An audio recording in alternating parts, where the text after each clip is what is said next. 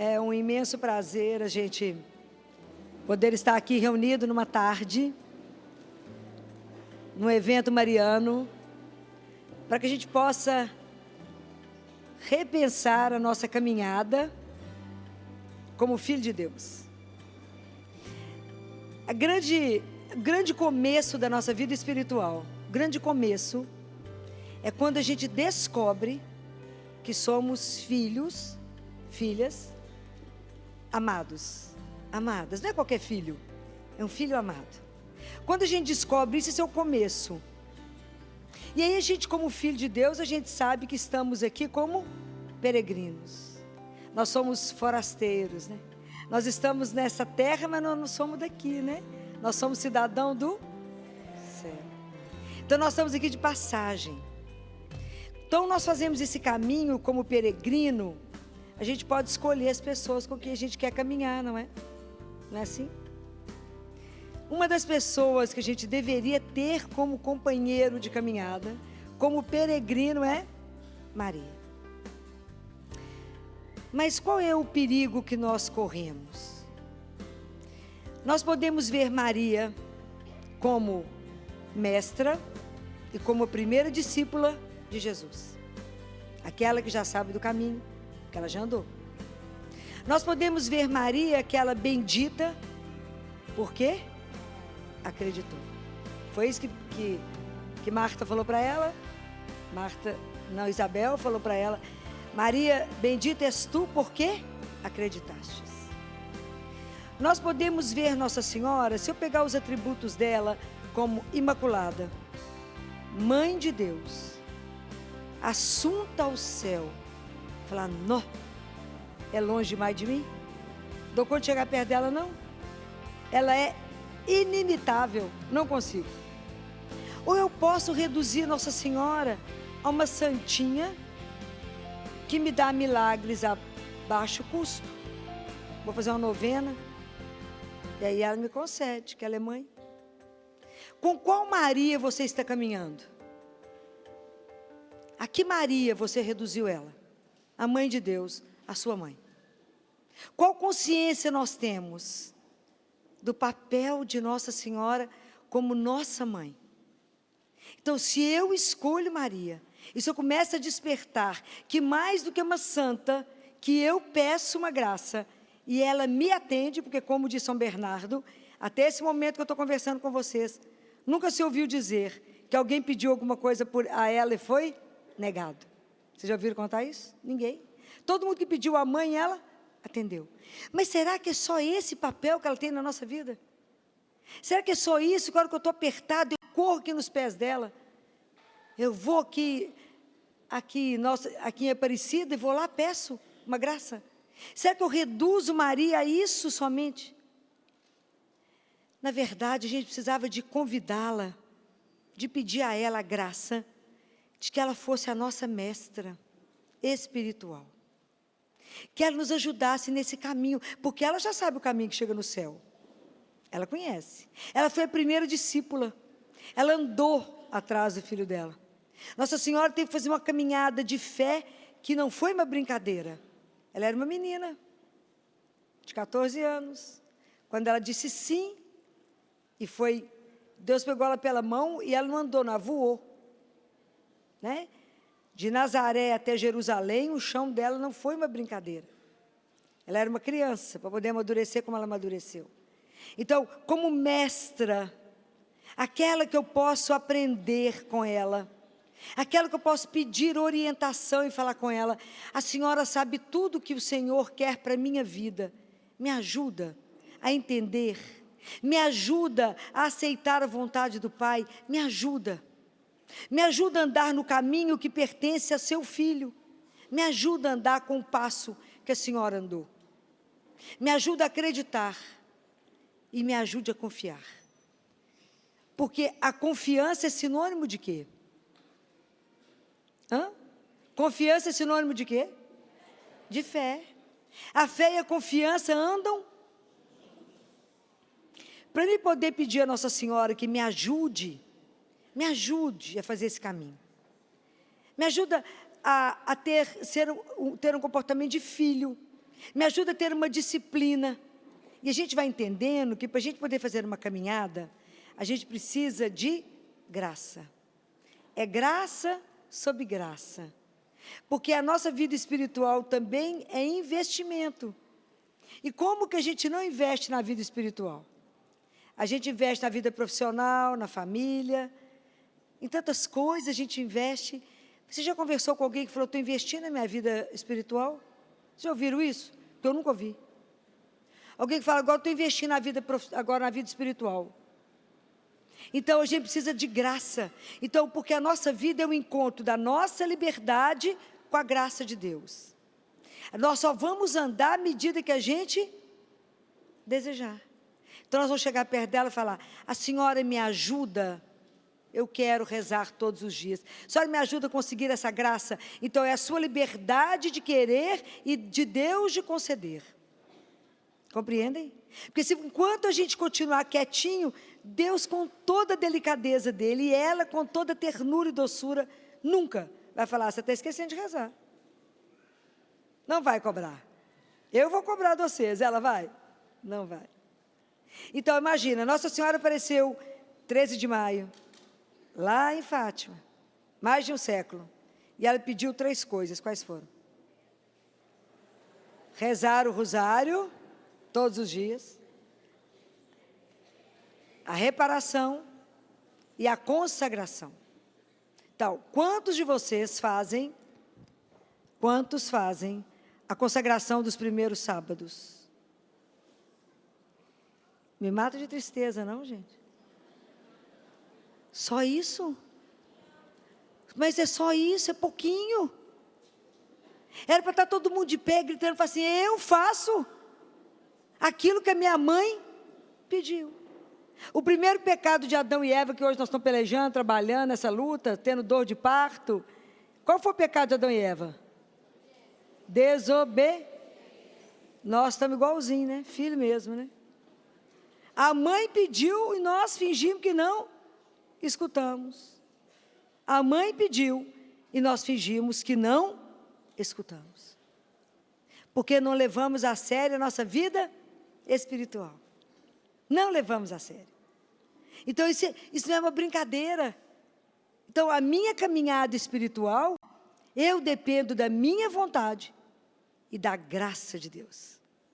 São as duas coisas que eu dependo para o meu crescimento. Sem isso não tem jeito, porque é muito fácil caminhar quando a vida é boa. A fé é um caminho, a confiança é um caminho. Então, quando a vida é reta e plana, é uma alegria. É uma alegria. Qual a dificuldade de crer quando tudo está bom? Quando tudo está bom. Não tem doença, não tem perda, não tem nada acontecendo, dinheiro está na conta, a gente só programa viajar, passear, sair, fazer compra. Ó, a gente nem lembra que Deus existe. De vez em quando a gente faz o sinal da cruz. Estou falando mentira? Estou não, porque nós somos indisciplinados. Então, para rezar todos os dias, nós precisamos da graça. E precisamos convidá-la, fala, seja minha mestra, me ajude a me consagrar. Agora vou perguntar, quem é consagrada a Nossa Senhora? Consagração total ao São Maria Luís de Montfort? Está vendo? Mais gente. Ao método de São Luís de Maria Montfort? Muito bem, esse já tem mais gente. Mas nós podemos fazer um sábado, é rezar o terço, ler o livro. Quantos têm o livro aos sacerdotes, os filhos prediletos? Pouca gente. Isso é uma coisa que todo mundo tinha que ter na mão. Nossa Senhora pediu. Então, são coisas que a gente precisa conhecer, não é? Então, se a gente, quando a vida está boa, é simples demais. É simples demais. E a gente pode pedir a ela, seja minha mestra, eu sou consagrada, então me esconda debaixo do seu manto. Me livra do mal, me ajuda a ver o caminho de Deus e me ajuda em cada coisa que eu tenho que fazer no dia, responder com o sim generoso que a senhora teve a Deus. Me ajuda, como João, a receber a senhora na minha casa. Me ajuda a fazer da senhora minha mestra. Me ajuda. E Nossa Senhora, ela é tão encantadora. Ela é tão doce, que ela irá fazer com que você compreenda o que Deus quer, sem nenhum barulho no seu coração. Porque ela é silenciosa. Nossa Senhora, uma das maiores delicadezas dela, é porque ela não faz barulho. mas ela trabalha para que você possa entender qual é o seu papel, qual é a sua missão, e o que é que Deus quer de você. Ela vai nos ajudar se a gente pedir. Mãe, a senhora me ajuda? Me ajuda. Eu sempre falei com ela, sempre brinquei com ela. Sabe aquela menina que levanta de manhã, os cabelos estão desalinhados, tudo para cima? Você sabe por onde começa a arrumar o cabelo do menino? Eu falo com ela, eu sou essa menina dos cabelos desalinhados.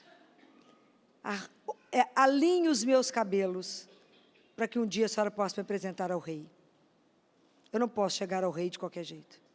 Então, alinhe os meus cabelos, para que eu possa chegar até ele. Endireite o meu caminho, para que eu possa andar naquilo que Deus vê e sabe que está certo. Mas pelo olhar de uma mãe é diferente. Mas existe um tempo na nossa vida que às vezes nós vamos ter que passar por uma noite mais escura. Às vezes a nossa vida vai ser pedido, como foi pedido a Abraão. Me dá Isaac, Abraão. Sacrifica seu Isaac para mim. Mas o filho da promessa mas traz ele aqui, ó. Sacrifica ele para mim. E às vezes o que Deus está pedindo hoje para você não é o seu filho. Às vezes está pedindo o seu emprego, que você achava que era, e era um emprego bacana, e era alguma coisa maravilhosa que você fazia, que Ele mesmo te deu, que você desempenhava aquele trabalho para Ele, não que estava errado, mas é um trabalho que você fazia, alguma coisa que você fazia, e fazia bem, e fazia por causa dEle, e de repente Ele fala, me dá isso. Por quê? Porque eu sou mais do que isso.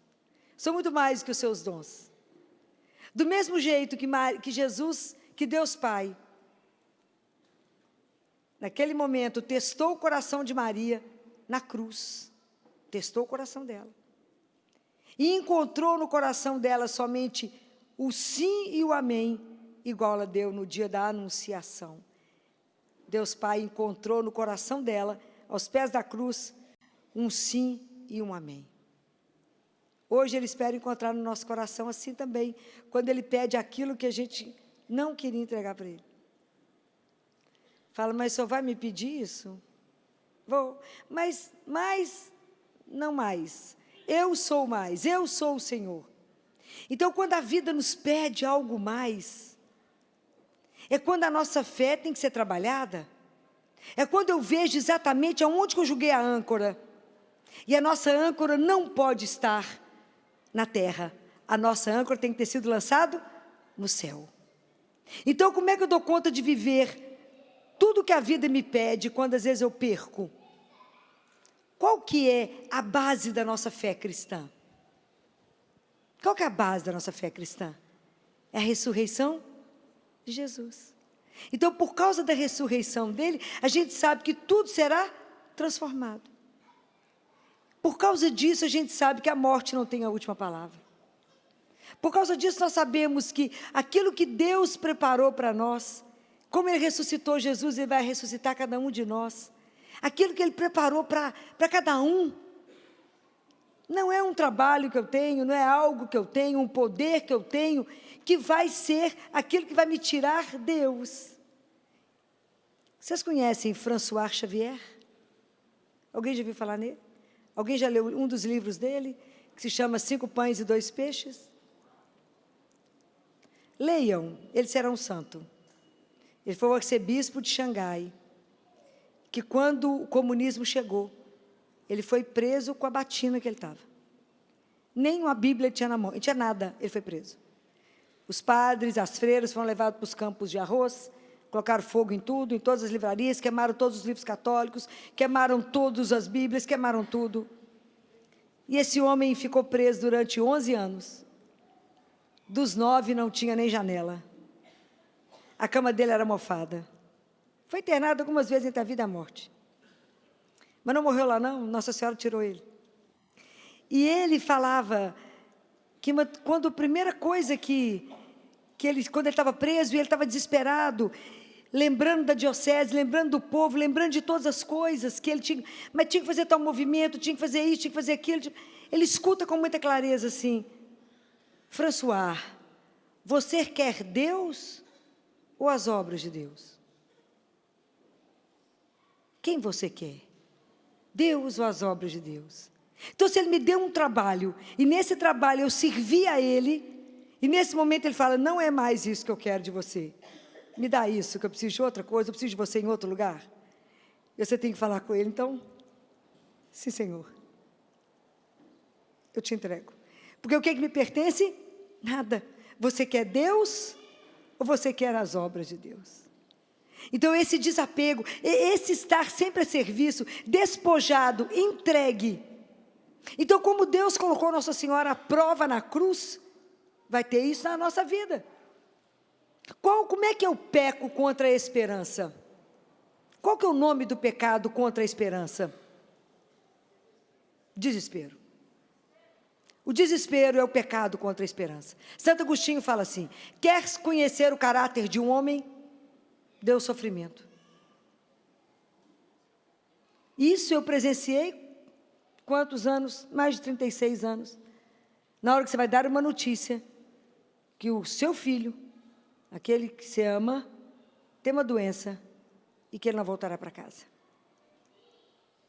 E aí a hora que, não como Maria, dá conta de ficar de pé, Maria que tinha todas as razões daquele momento, para falar, xingar, blasfemar, falar mais aqui, o Gabriel falou comigo que o reino dele não ia ter fim, agora está aqui no meu colo. Maria que tinha tudo para fazer qualquer coisa, o que ela fez? Preste atenção, quando Jesus nasce no Evangelho de Lucas, Maria faz o quê? Se cala, silêncio. Ela fica em adoração ao mistério de Deus que se faz homem, faz uma criança, se imagina, o que foi isso? Então ela se cala. Isso no Evangelho de Lucas. No Evangelho de João, quando ela está aos pés da cruz, o que Nossa Senhora faz? Silêncio. Então o silêncio, gente, na verdade, é o perfume do meu sacrifício, que eu me entrego somente para Deus. Se eu falar nesse momento, perde o valor do meu sofrimento. Compreendem? Somente o meu pai pode entender o quanto custou devolver para ele. Somente ele. Somente Deus sabia que Nossa Senhora, aos pés da cruz, mantinha uma confiança incondicional. Junto com Jesus, eles mantinham uma confiança e uma fidelidade à vontade absoluta de Deus. Isso não é uma brincadeira. Não é uma brincadeira. Porque se a gente olha isso, eu tenho que ficar longe dela e falar, ela é inimitável. Por isso que a fé e a confiança é um caminho, que eu não posso exercitar isso, se eu não conhecer em quem que eu depositei a minha fé e minha confiança. Porque Jesus não é uma ideia, Ele é uma pessoa. Maria não é uma ideia, é uma mulher, como eu, como você, só que isenta de pecado. Só que sem pecado, imaculada, completamente entregue a Deus, mas ela sabia em quem ela estava. Maria conhecia as Escrituras, sabia tudo, conhecia o Pai. E nós sabemos alguma coisa? Lemos a palavra? É para ler a palavra todos os? Lemos? Meditamos? Está vendo como é que nós somos indisciplinados? Então como é que eu vou fazer na hora que Ele me pedir a prova? E falar assim, em que lugar eu estou na sua vida, de verdade? Você quer Deus ou as obras de Deus? O que você quer de verdade? A quem de verdade você serve? A quem de verdade vale o momento do seu sacrifício, da sua caminhada? Quem você quer mostrar o que para quem? Então, na verdade, toda a nossa caminhada espiritual é para quem? Para chegar aonde? No céu. No céu. Eu quero ir para lá, ou luto, o caminho é estreito. Então, Nossa Senhora sabe o tanto que esse caminho é estreito, o tanto que é difícil a gente renunciar a tantas coisas, a fazer as coisas de forma que ninguém saiba, que ninguém veja. Quem foi que fez isso? Só ela. Nós, tudo que a gente fazemos, nós queremos pôr etiqueta, né? Feito por mim, né? Se Deus fosse pôr etiqueta nas coisas, todo mundo estava de pendurado, porque com alguma coisa assim, feito por mim. Ele faz tudo no anonimato, nós fazemos as coisas para as pessoas nos aplaudirem. Está errado. Falo que a única tranquilidade da nossa vida é o fato dele poder ver aquilo que a gente faz. Então Maria é uma escola. Maria é uma escola. que eu tenho que olhar para ela e falar, o que a senhora faria aqui nesse momento? Me ajuda. Me ajuda nesse momento a estar de pé. Me ajuda a ter essa confiança incondicional que a senhora teve. Mas para poder ter uma confiança incondicional, a senhora me ajuda a conviver com seu filho todo dia? A senhora me ajuda a estar cada dia mais pertinho dele? A senhora me ajuda a ter a graça de ler a palavra e me alimentar, porque essa palavra me sustenta e me põe de pé? Porque se a senhora não me ajudar, eu não vou dar conta. É a palavra que põe a gente de pé, porque a palavra gera vida em nós. A palavra gera vida. Senão, a gente não daria conta, porque a palavra é Jesus. E uma vez eu vi a palavra fazer alguém praticamente ressuscitar, né? Ficar de pé, no sentido de dar conta da missão naquele momento. Era uma mãe jovem, linda, linda, e ela estava com o filho dela no CTI de 10 anos, e eu cheguei no plantão, cheguei no hospital, e o plantonista falou comigo, Filó, depois você vai, chama aquela mãe para conversar, porque o filho dela chegou no domingo, na Santa Casa, e ele tinha uma doença, uma anemia hemolítica autoimune, e ele chegou lá com hemoglobina de 2, e ele foi transferido para fazer plasmaférese, e ele teve uma parada durante o procedimento, e a mãe estava presente, que a gente não tira, pode assistir. E a criança está gravíssima, a gente acha que ele não passa, que ele não vai dar conta. E aí nós terminamos a corrida de leito, eu fui lá, e ela estava sentada, com um moletom e com um capuz que tampava o rosto dela. E eu abri a porta e falei, bom dia, eu vim te convidar para tomar um café comigo. Vamos sair desse quarto um minutinho? E seu filho está assistindo, a enfermagem está aqui, eu preciso tirar você daqui um minuto. Aí levei ela para um lugar discreto, fui servir um café para ela, passou a noite ali, falei, toma água, toma um café, vamos falar da vida, me conta a sua história, marido preso por tráfico de droga, ela com 2 crianças, ela estava tendo um novo companheiro, e eu perguntei para ela, me fala desse menino, de 10 anos, quem é ele? E ela foi me contar do menino, e ela falou, doutora, eu tenho ele e uma menina, e eu queria que vocês aprendessem uma coisa, a gente nunca acrescenta dor à dor de alguém.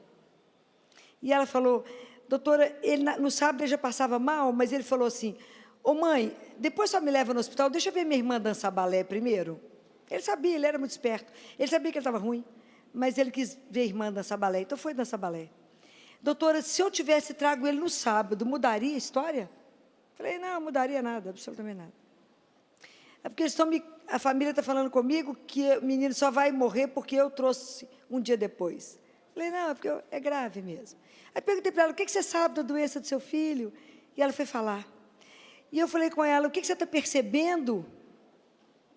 Porque mãe ninguém engana, né? Que olhar que você está colocando e vendo? E ela falou, eu acho que ele não vai dar conta. Eu falei, nós também. Temos certeza que ele não vai dar conta. E começamos a conversar, e eu falei com ela, o que te põe de pé todo dia de manhã? Por que você se levanta? Ela tomou um susto, falou, como é que é? Falei, em quem você crê? Ela falou, em Jesus? Falei, então agora ficou fácil a conversa, né? Falei, o que ele falou sobre a morte? Ela falou, não sei. A palavra nos sustenta. Eu tenho que conhecer a palavra, senão nessa hora eu não fico de pé. Falei, Jesus disse, todo aquele que vive e crê em mim nunca... Eu falei com ela, você crê nisso de verdade? Você crê de verdade que esse filho volta para casa e que você vai vê-lo um dia? Crê ou não crê? Então, quando ela começou a ouvir a palavra, ela estava destruída numa cadeira. À medida que eu fui falando a palavra de Deus para ela, essa mulher foi assentando, ela foi encorpando, tomou atitude e foi lembrando das coisas e tomou posse do filho dela e falou comigo assim, eu quero pedir uma coisa para a senhora. Pois não, não quero que faça massagem cardíaca mais nele. Falei, mas nem eu iria fazer mais.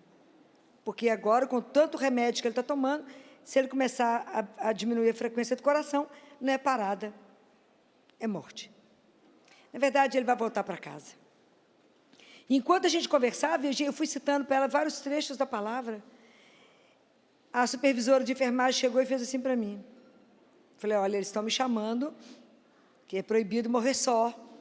Né? A gente tem que morrer com alguém segurando a sua mão e dizendo obrigado, né? Até breve, né? Em breve vamos nos encontrar na casa do Pai. E aí ela falou comigo, falei, eles estão me avisando que ele está indo. Eu vou lá, porque eu não posso deixá-lo sozinho.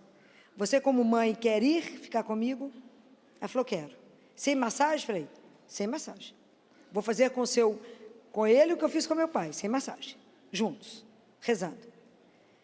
Aí nós fomos, a enfermagem entrou, a fisioterapia entrou, quem quis participar da despedida, porque ela tem que ser com dignidade, porque nós cremos. Ali de pé, naquele momento de pé, diante da morte, de pé, porque sabemos que ela não tem a última, ela tem a penúltima palavra. Jesus matou a morte por nós. Ele esmigalhou a morte por nós e falou, vocês não têm a última palavra. A última palavra sou eu. Né? Então, quando entrei com ela, ela falou, o que eu faço agora? Falei, converse com ele, que ele escuta. Conversa, despeça dele. E ela fez uma conversa linda com ele e disse para ele que eu te prometi que estaria sempre com você, estou aqui. E ela falou comigo, doutora Filó, só podia rezar?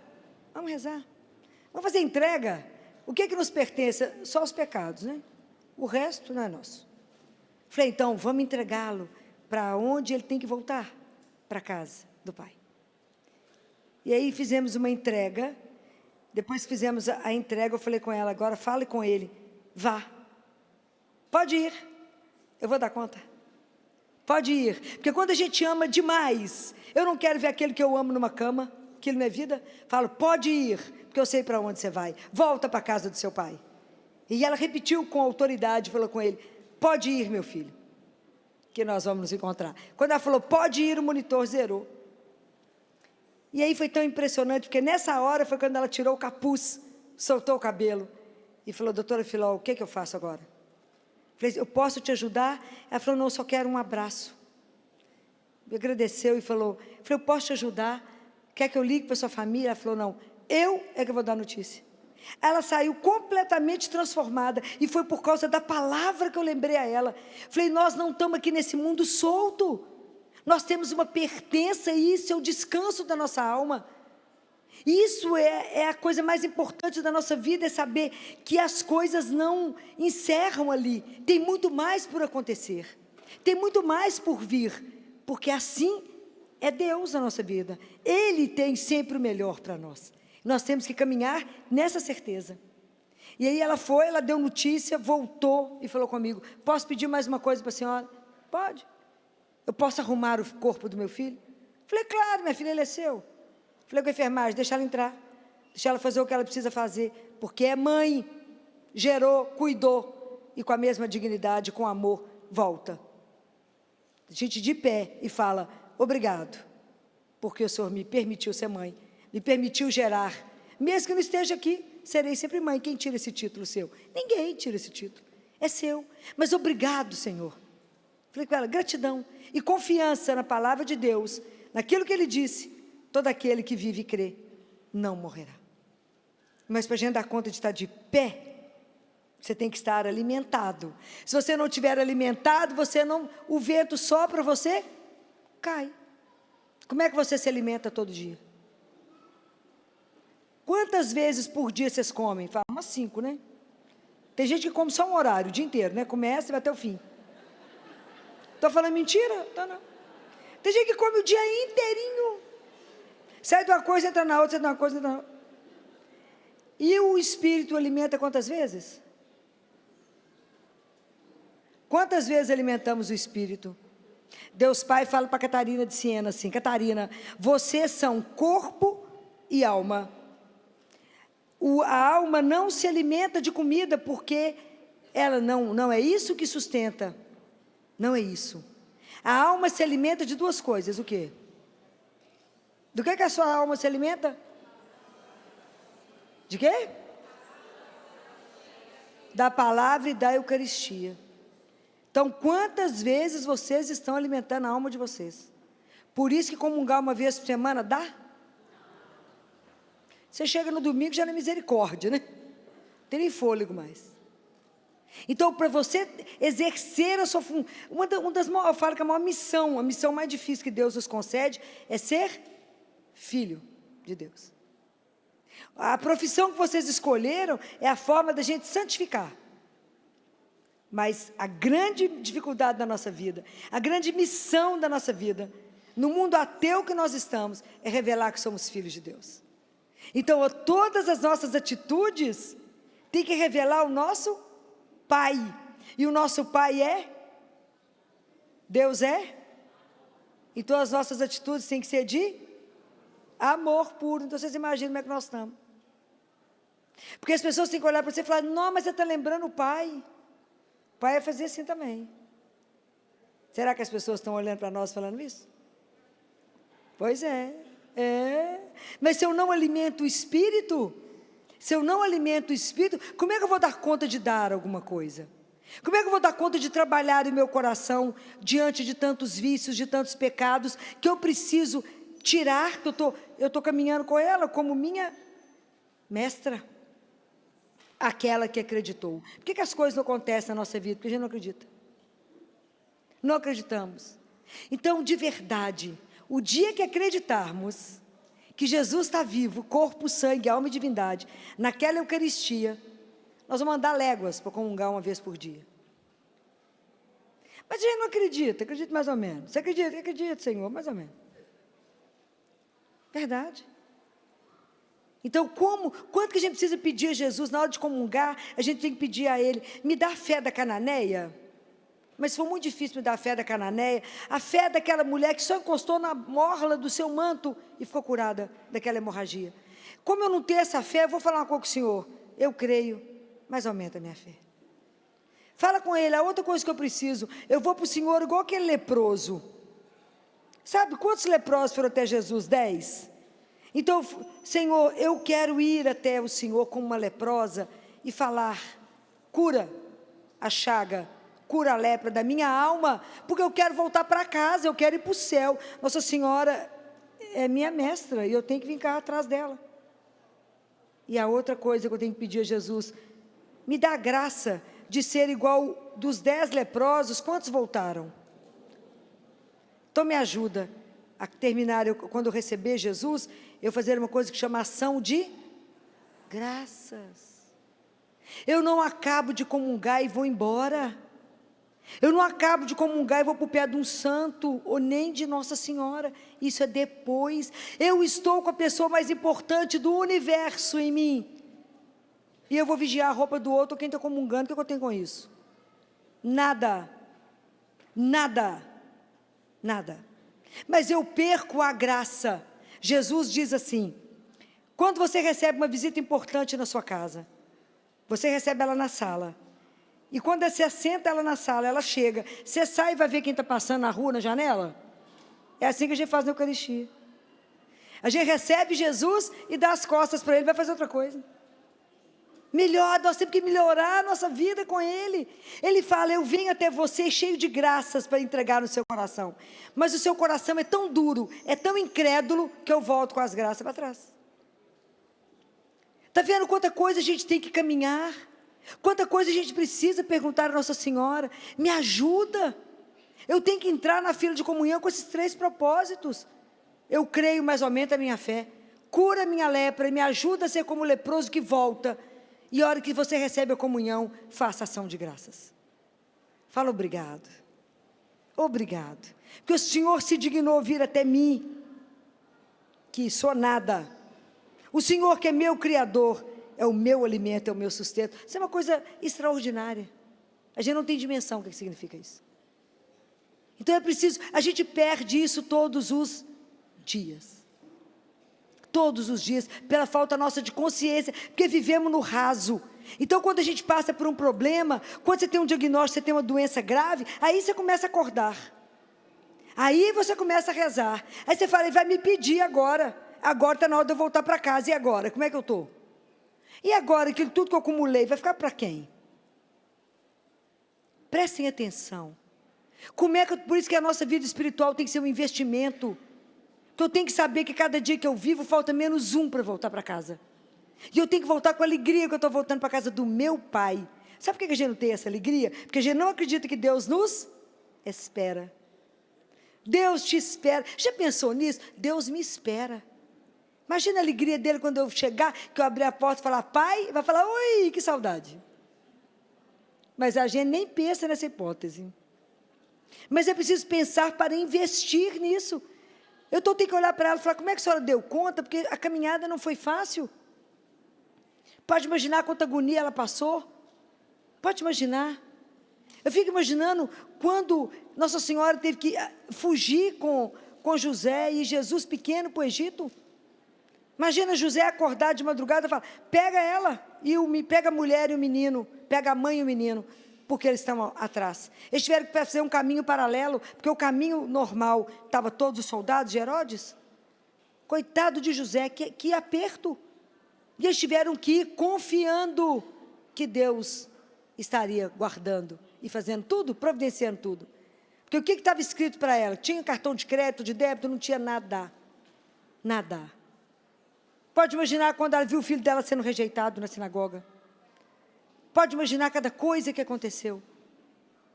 Não é brincadeira. Quando ela chega e Jesus está reunido com aquela multidão e falam para Jesus assim, a sua mãe e os seus irmãos estão aí fora. O que Jesus responde?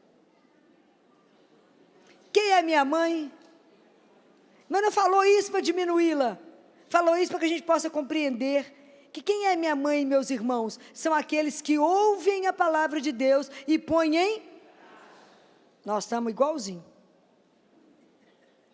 A gente nem escuta, porque a gente não consegue pôr em prática. Então, o que o Evangelho me diz hoje? Se a palavra de Deus não entrar no meu ouvido e não transformar o meu coração, ele serviu para quê? Para nada. E é assim que funciona a nossa conversão. Por isso que nós temos que olhar para ela e falar, me ajuda. Qual vizinha sua sabia que a senhora era a mãe do Altíssimo? Tamanha humildade, tamanha discrição. Tamanha humildade. Ninguém viu que ela era a mãe do Altíssimo.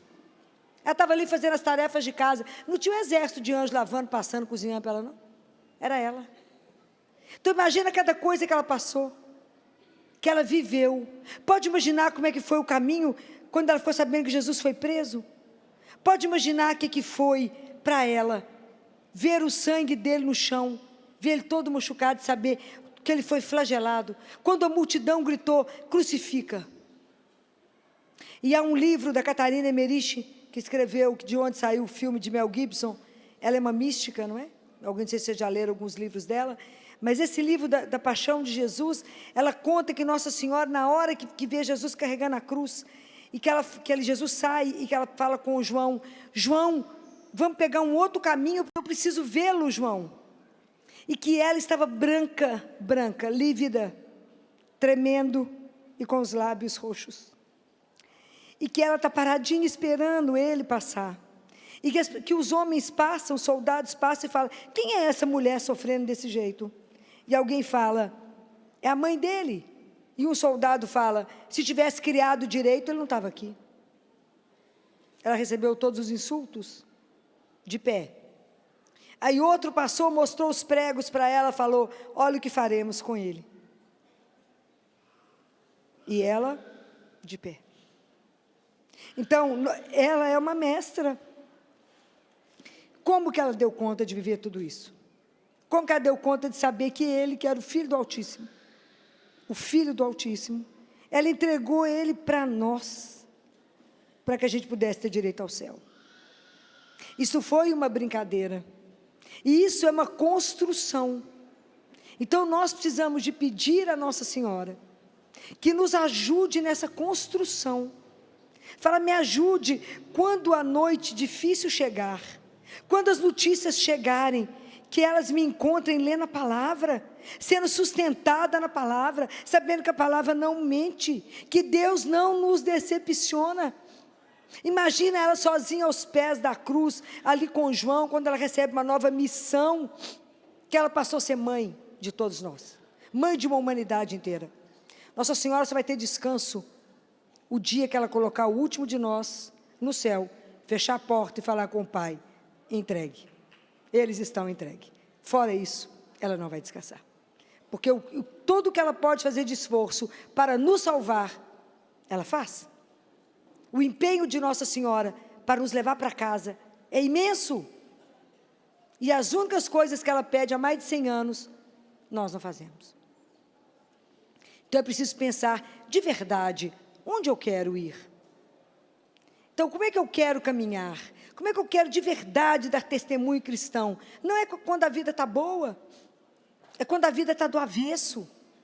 Quando eu sou capaz de manter a serenidade dela, como mãe que me ensinou a não desorientar, a me calar na dor, a me calar diante do sofrimento, mas não é um calar de raiva, é um calar no abandono, numa confiança incondicional a Deus. Quando é que nós vamos dar conta disso? Somente quando eu aprender a ter Eucaristia diária, quando eu aprender a ler a palavra, quando eu aprender que eu tenho que viver os sacramentos de Deus, porque não tem mágica na nossa vida espiritual, tem investimento. Ela é inatingível porque ela é única, mas ela é mãe e nos acolhe. Ela não rejeita um pecador, ela dá jeito em nós. Ela alinha os nossos cabelos e nos põe na elegância para poder chegar até Deus. Ela nos organiza, ela tira o tumulto de nós e fala, acalma seu coração. A casa onde entra Maria, o pecado sai. A casa onde entra Nossa Senhora, tudo que vocês precisarem chegará. Tudo, porque ela é providente. Não só espiritual, mas como material. Ela está atenta a tudo. A tudo. Atenta a tudo. Dizem que Jesus guarda num potinho todas as nossas lágrimas. Ele coloca no potinho a lágrima de cada um de nós. E que Nossa Senhora põe na penteadeira dela. Fico imaginando o tamanho dessa penteadeira. Deve ser surreal. Como é que guarda potinho de lágrima de tantos de nós? Mas guarda, porque ela é mãe. Então, quando as dificuldades chegar, quando eu tiver que entregar um filho, uma mãe, um pai, um irmão, alguém que eu amo profundamente, que a gente aprenda, como Nossa Senhora, a não desesperar, porque eu não quero pecar quanto à esperança, eu quero esperar, eu quero confiar como ela confiou, eu quero não desorientar, eu quero manter, sabendo que eu estou plantado em cima de uma rocha. Por isso que a vida da gente é uma escolha. E a rocha é Jesus, é a palavra. E ela não decepciona. Se Ele falou que vai fazer, Ele vai fazer. Então eu posso esperar. Então, diante disso, nós sabemos quem foi o primeiro testemunho da ressurreição. Quem foi a primeira pessoa que viu Jesus? Claro que foi ela. Vocês têm dúvida? Não está descrito não, mas vocês têm dúvida disso? Pode imaginar que essa mulher dormiu? Claro que não. O sábado para nós sempre é o sábado da espera, porque ela esperou que o pai ia fazer alguma coisa. Ela não sabia o que ainda. Nossa Senhora foi a única pessoa que foi acreditando em, a gente chama de contemporaneidade. As coisas foram acontecendo, né, com ela junto. Ela não sabia nada que ia acontecer ainda. Né, ainda era muito, ela é ela, e Jesus começa o Novo Testamento. Começa a nova história. Nós já sabemos, nós já estamos do lado de cá e nós já desesperamos. Não podemos. Temos que aprender com ela. Me ensina o silêncio. Me ensina, Senhora, a estar ali diante do seu filho. Me ensina a ter uma atitude de filho do Altíssimo. Aquele que confia. Aquele que diz, a última palavra ainda não foi dita. E quando a gente for atravessar dificuldades, que parece que Deus nos abandonou, que eu estou numa derrota sobre derrota sobre derrota, parece que o inimigo tomou conta de tudo, e está tudo escuro, igual quando foi para os discípulos, quando Jesus morre, e que eles ficam atordoados com aquela sexta-feira, e que eles voltam para pescar, olhando para o mar parado, né? Eles vão pescar de novo, voltar para a vida, porque está tudo escuro, e sem rumo. Então, às vezes, a graça que nós precisamos de Deus, a graça que precisamos aprender com ela, é saber esperar com paciência até o fim. Isso é uma graça que nós vamos te pedir a Nossa Senhora. Me ajuda a esperar com paciência. Se não acabou ainda, é porque Deus está realizando uma obra em mim. Sou eu que talvez precise rezar mais. Sou eu que preciso me converter mais. Sou eu que preciso fazer alguma coisa que eu ainda não fiz. Por isso que Deus ainda não deu o final. Então me ajuda como a senhora ficou de pé, esperando com paciência até o fim. Isso é uma graça. Por que nós vamos fazer essa opção? Porque nós temos que lembrar de uma coisa de Samuel. Quando Deus chama Samuel, que ele é uma criança, e ele ficava no templo com Elias, ele vai, e Samuel fala, estou aqui, Samuel, estou aqui, não te chamei não, e vai lá 3 vezes. E aí Elias fala, é o Senhor que está te chamando, da próxima vez que ele te chamar, você fala Senhor, que o teu servo te escuta. Mas naquela época ele ficava, a misericórdia, né? Então a misericórdia de Deus não acabou. Então por que eu posso fazer isso que eu estou falando com vocês? Por que eu posso esperar até o fim? E por que eu posso dar conta de ficar em silêncio de pé? Porque a misericórdia de Deus não se esgota. Deus renova a misericórdia dele todas as manhãs. Se ele não renovasse a misericórdia dele, nós não daríamos conta de estar aqui como estamos agora.